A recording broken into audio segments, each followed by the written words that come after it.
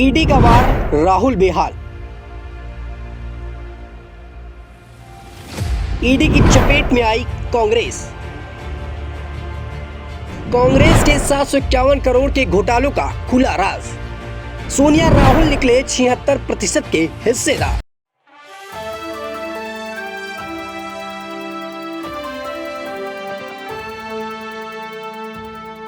नमस्कार, आप देख रहे हैं नेक्स्ट 9 न्यूज पॉलिटिकल बाइट। मैं हूं आपके साथ आकाश त्रिवेदी। दर्शकों, आपका सभी का स्वागत है हमारे खास प्रोग्राम आज के सच में। दर्शकों, आज के सच के इस खास प्रोग्राम में हम बात करेंगे यंग इंडिया प्राइवेट लिमिटेड। जी हां दर्शकों, वही यंग इंडिया प्राइवेट लिमिटेड जिसके ईडी ने कार्यवाही के चलते 751 करोड़ रुपए की संपत्ति को जब्त कर लिया है। दर्शकों, आपको बता दें कि इस पूरे मामले पर जो दोषी बताए जा रहे हैं वो है कांग्रेस पार्टी के नेता राहुल गांधी और उनकी मां सोनिया गांधी। आपको बता दें कि इस पूरे मामले पर और इस पूरी प्राइवेट लिमिटेड कंपनी पर उनका 76% की हिस्सेदारी बताई जा रही है और कहा जा रहा है कि 2010 में जब ये कंपनी बनाई गई थी तब इसके मुख्य रूप से जो महासचिव थे वो थे राहुल गांधी। दर्शकों, आपकी जानकारी के लिए बता दें कि 2010 में एजेएल के 1057 शेयर धारक थे। घाटा होने पर इसकी होल्डिंग यंग इंडिया लिमिटेड यानी कि YIL को ट्रांसफर कर दी गई। यंग इंडिया लिमिटेड की स्थापना उसी वर्ष यानी कि 2010 में हुई थी। इसमें तत्कालीन कांग्रेस के महासचिव राहुल गांधी डायरेक्टर के रूप में शामिल हुए थे। कंपनी की जो 76% हिस्सेदारी थी वो राहुल गांधी और उनकी मां सोनिया गांधी के पास रखी गई थी। वहीं ईडी ने एसोसिएटेड जर्नल लिमिटेड और यंग इंडिया की 751 करोड़ रुपए की संपत्ति को जब्त कर लिया है।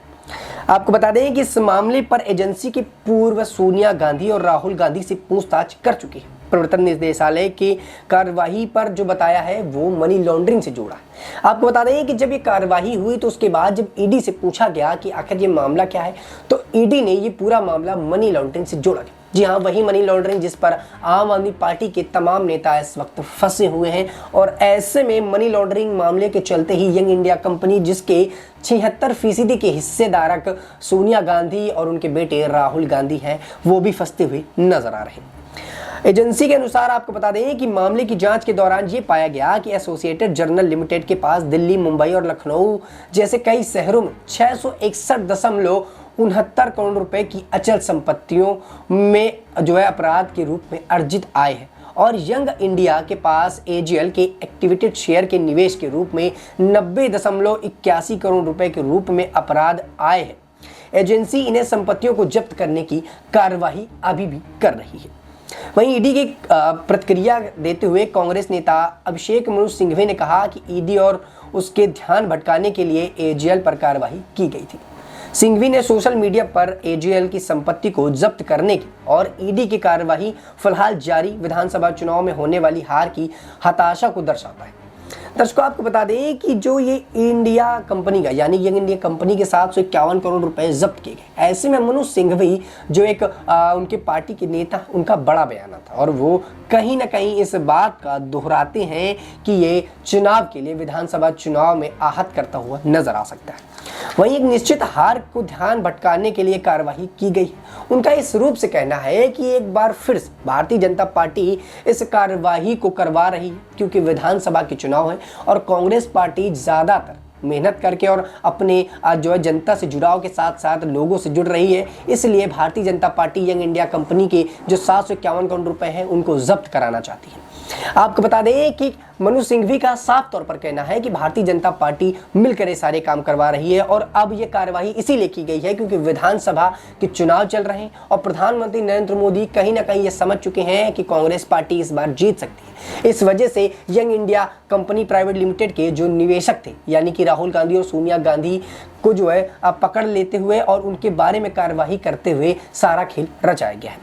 वहीं दर्शकों, आपको एक बता दें, रिपोर्ट के अनुसार सिंघवी ने इस बात का भी जो है हवाला दिया कि छल और झूठ एक पूर्व निर्मित ढांचा है जो चुनाव के बीच में ध्यान भटकाने और विचलित करने के लिए भाजपा की ओर से फैलाया जा रहा है।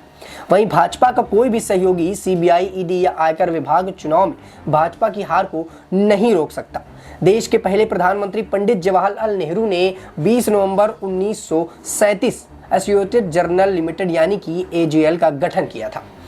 इसका उद्देश्य अलग अलग भाषाओं में समाचार पत्रों का प्रकाशन करना था। तब एजीएल के अंतर्गत अंग्रेजी में नेशनल हेराल्ड, हिंदी में नवजीवन और उर्दू में कौमी आवाज समाचार पत्र के रूप में प्रकाशित किया जाता था। दर्शकों, आपको बता दें कि देश के अंदर जो पहला हेराल्ड था ये पंडित जवाहरलाल नेहरू ने ही बनाया था। 1937 का वो समय था जब पंडित जवाहरलाल नेहरू ने इसका निर्माण करवाया और इसकी शुरुआत करी। और कहीं ना कहीं पंडित जवाहरलाल नेहरू ये चाहते थे कि इस पर जो अखबार है वो प्रकाशित हो। ऐसे में उन्होंने इसका पूरी तरह से निर्माण किया और 20 नवंबर को ये प्रक्रिया शुरू हो गई और इस पर काम होना शुरू हो गया। वहीं आपको बता दें कि इस पूरे मामले पर जवाहरलाल नेहरू कभी भी मुख्य रूप से सामने नहीं आए। उन्होंने कभी खुद को इसका मालिक नहीं बताया और पंडित जवाहरलाल नेहरू ने आगे बढ़ते हुए इस बात को भी बताया कि मैं अकेला नहीं हूँ, मेरे साथ 5000 स्वतंत्रता सेनानी हैं जो काम कर रहे हैं और उन्हीं के चलते ये पूरा काम होगा। मैं अकेला इसका दावेदार नहीं हूं और ना ही उन्होंने कभी इसका खुद को दावेदार बताया था। वहीं आपको बता दें कि एजीएल के गठन में पंडित जवाहरलाल नेहरू की भूमिका थी, लेकिन इस पर उनका मालिकाना हक नहीं था। उन्होंने इस कंपनी के जो है मालिकाना हक के रूप में 5000 और स्वतंत्रता सेनानियों का सपोर्ट बताया था और उनके ही रूप में कंपनी का चलन करने की बात कही गई थी। वहीं इसके शेयर होल्डर भी थे जवाहरलाल नेहरू, लेकिन फिर भी उन्होंने इस पर मालिकाना हक बताने की कभी कोशिश नहीं की। 90 के दशक में ये अखबार घाटे में आने लगे और 2008 तक एजीएल में 90 करोड़ रुपए से ज़्यादा का कर्ज चढ़ गया। तब एजीएल के फैसला किया गया कि अब समाचार पत्रों का प्रकाशन नहीं किया जाएगा। अखबारों का प्रकाशन बंद करने के बाद एजीएल प्रॉपर्टी बिजनेस में उतर आए। दर्शकों, आपको बता दें ये एजीएल पहले समाचार पत्रों के रूप में बनाई जाती थी। पंडित जवाहरलाल नेहरू का कहना था कि हम पत्र छापेंगे, समाचार निकालेंगे और कई इस पर जो है विज्ञापन वगैरह की बातें कही जा रही थी और पंडित जवाहरलाल नेहरू ने इसीलिए इसका गठन किया था और 20 नवंबर 1937 को इसकी शुरुआत करी थी। लेकिन आपको बता दें कि आते आते यानी कि कुछ समय बाद इसको घाटा होने लगा और ये कहा गया कि अब समाचार पत्र प्रकाशित नहीं किए जाएंगे क्योंकि कंपनी पर 90 करोड़ का घाटा हो गया था। उसके बाद ये प्रॉपर्टी बिजनेस के रूप में उतर आई और 2010 में एजीएल के जो 1057 धारक थे तब भी वही हुआ। ऐसे में दर्शकों, आपको बता दें कि सुब्रमण्यम स्वामी का भी एक बड़ा दावा हुआ था। उन्होंने 2000 करोड़ रुपए से अधिक की संपत्ति और लाभ हासिल करने के लिए गलत तरीके से निष्क्रिय प्रिंट मीडिया आउटलेट को संपत्ति अर्जित किया गया था। ऐसे में स्वामी ने ये आरोप भी लगाया था कि वाईएल ने 90.25 करोड़ रुपए की वसूली के अधिकार हासिल करने के लिए सिर्फ 50 लाख रुपए का भुगतान किया था, जो एजीएल के पास कांग्रेस प्रॉपर्टी का बकाया था। ऐसे में दर्शकों, आपको बता दें ये जो राशि है इस पर भी उन्होंने जो है अब बड़ी टिप्पणी की और कहा कि ये राशि पहले अखबार शुरू करने के लिए कर्ज के रूप में दी गई थी। उन्होंने ये भी आरोप लगाया कि एजीएल को दिया गया कर्ज अवैध था क्योंकि ये पार्टी फंड से लिया गया था। वहीं 2014 में जब केंद्र में भाजपा की सरकार आई तो इस मामले की जांच प्रवर्तन निदेशालय यानी ईडी ने शुरू की।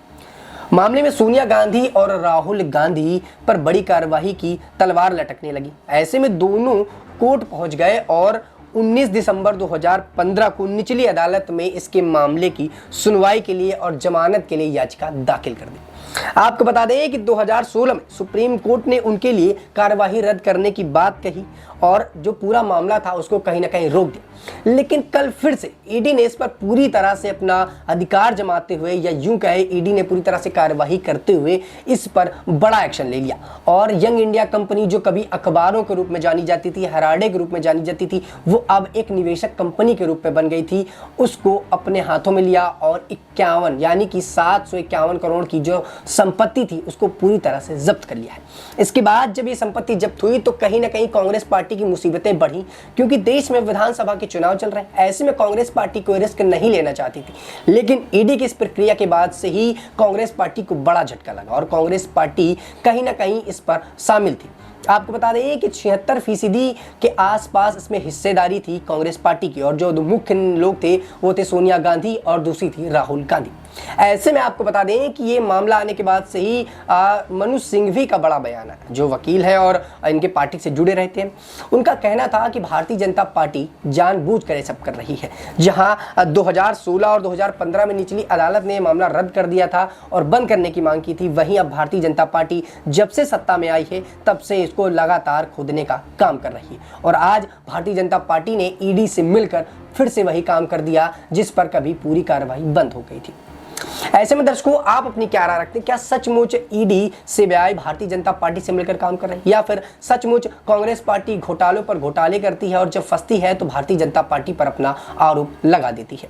इस खास रिपोर्ट में इतना ही। फिलहाल दीजिए इजाजत। देश दुनिया की तमाम खबरों से जुड़े रहने के लिए आप देखते रहिए नेक्स्ट 9 न्यूज़ पॉलिटिकल बाइट।